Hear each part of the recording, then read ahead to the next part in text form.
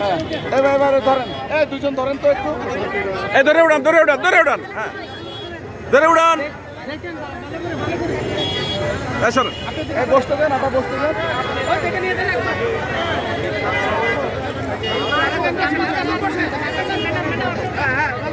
হ্যাঁ সুন্দর হয়েছে।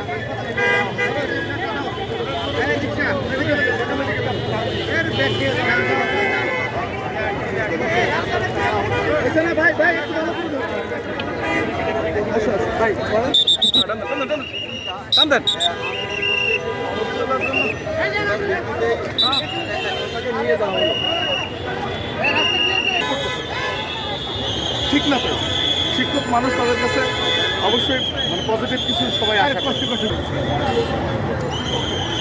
একটু বলেন আপনাদের কার্যক্রমটা কি?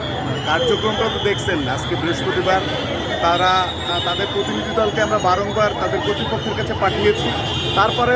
তারপরেও তারা রাস্তায় প্রসেশন ক্রিয়েট করে তারা এখানে অনেকক্ষণ ধরে রাস্তা বন্ধ রাখে। আমরা তাদেরকে বুঝিয়ে প্রেস ক্লাবে চলে যাওয়ার অনুরোধ জানাই। নেতৃবৃন্দ আমাদের কথা শুনেছে। দু একজন অসুস্থ হয়েছে, আপনারা দেখলেন, তারা সেবা শুশ্রূষার জন্য আমরা পাঠিয়ে দিয়েছি। গরমের কারণে এটা হতে পারে।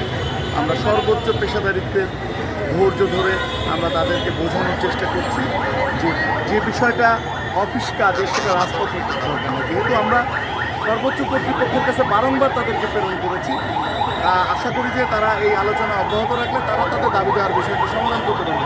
কিন্তু দাবি দেওয়ার কথা বলে, শুধুমাত্র দাবি দেওয়ার কথা বলে যদি সমস্ত মানুষকে জিম্মি করে আমরা কষ্ট দিই, সেটাও আমি আশা করব আপনারা বিবেচনা করবেন।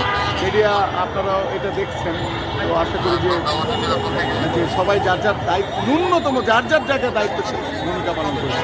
আমরা তো সহযোগিতা করছি, আমরা তো বারংবার তাদের কর্তৃপক্ষের কাছে আমরা অনুরোধ করে পাঠিয়ে দিচ্ছি, কিন্তু আপনাদের জায়গা থেকেও আপনাদের নাগরিক দায়িত্বশীল ভূমিকা পালন করে আমরা ঢাকাকে একটু ভালো রাখা।